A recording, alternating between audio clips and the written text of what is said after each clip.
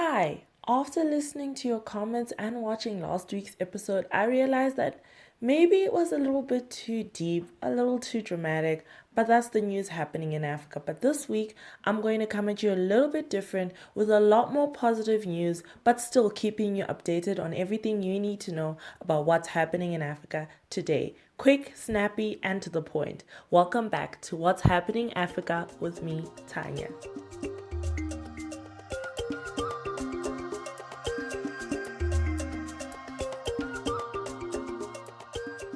Hi, if you're watching this, don't forget to click like, subscribe, and follow for more updates on everything that is happening in Africa today and this week. And today we're starting with South Africa, where the Catholic Church has decided to help South African miners with a lawsuit. The Catholic Church is leading a class action lawsuit against mining companies in South Africa on behalf of coal miners suffering from lung diseases.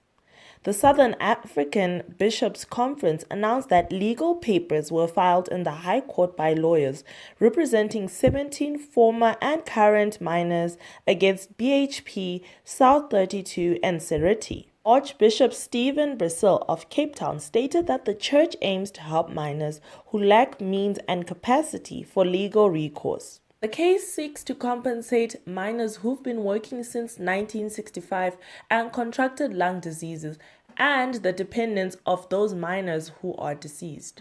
The industry giants are accused of neglecting worker safety even though they're aware of the precautions that need to be taken. Coal, crucial to South Africa's economy, employs nearly 100,000 people and constitutes 80% of electricity production, mainly concentrated in the population-laden Mpumalanga region. We wish all the best for these miners and the church, hoping that a resolution will be found sooner rather than later. In a quick, short Niger update, not to dwell on the bad news, an unfortunate 17 lives were lost, 17 lives of soldiers by the Niger-Mali border. An attack by suspected jihadists near the Niger-Mali border resulted in the death of 17 Nigerian soldiers with 20 injured, including 6 seriously wounded, according to Niger's defense ministry. The assault took place as a detachment of Niger's armed forces was ambushed near Koutagou, close to Mali's border. The defense ministry reported that over 100 terrorists were neutralized during their retreat, with 2 columns of attackers destroyed.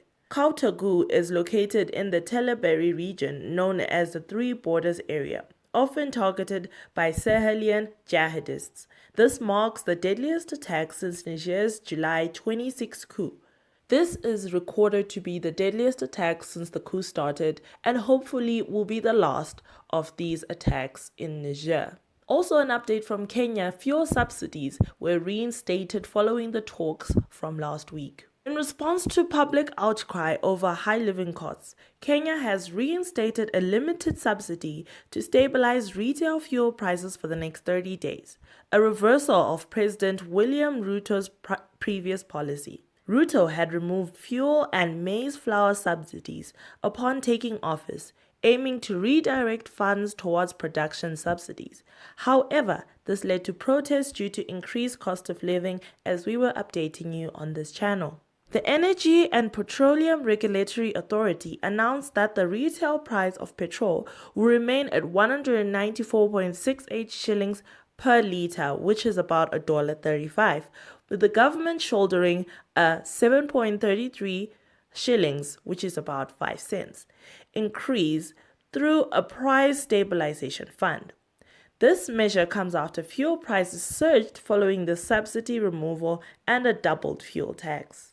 Also still in Kenya, discussions on a TikTok ban are continuing, but we hope that all of these discussions lead to a more peaceful resolution. Today we have a lot of Kenya news, with this news leaning more into the positive entertainment news, with the Nairobi fashion industry protesting through fashion the textile industry and textile waste. Nairobi fashion community, drawing inspiration from the bustling Gikomba secondhand clothing market, is taking a stance against textile waste.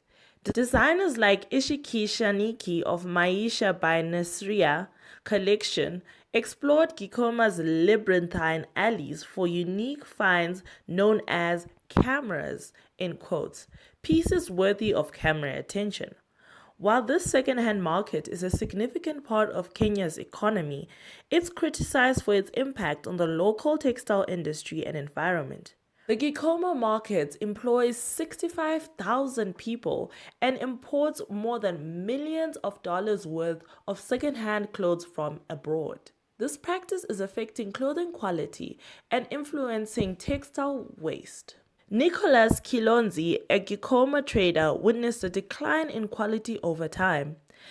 To raise awareness about this issue, Nairobi Fashion Week organized a photo shoot at a dump site promoting responsible consumer choices and government regulation for sustainable fashion. Ethical designer Deepa Desocha notes the positive shift towards supporting local fashion.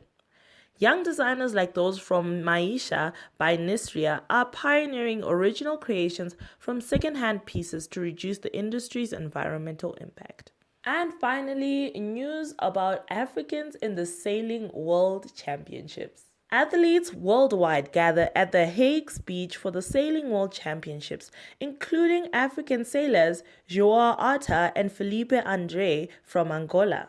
With unfamiliar weather conditions ahead, they and others from smaller nations receive vital support from World Sailing Emerging Nations Program.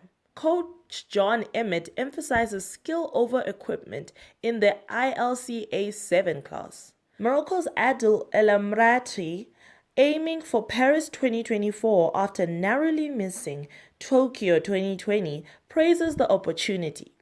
Challenges persist, exemplified by Mozambique's Alcidio Lino and Dennis Pereke, lacking a boat for the 470 class. As African representation evolves, focus turns to the continent's Olympic qualifying regatta. Amid hurdles, dedication to learning and growth remains strong. Thank you again for watching this short, quick, and to the point update on what's happening in Africa this week. This week leaning a little more towards the positive news, but keeping you up to date on all the important things. Yes, there's other stuff that I missed out. If you want to hear about them or if you're interested to hear about a specific topic, do not hesitate to comment below in the comment section and share what you want to hear or talk about. Thank you once again for this time that you've taken, and thank you for accommodating me to make it short and precise because your girl is very busy.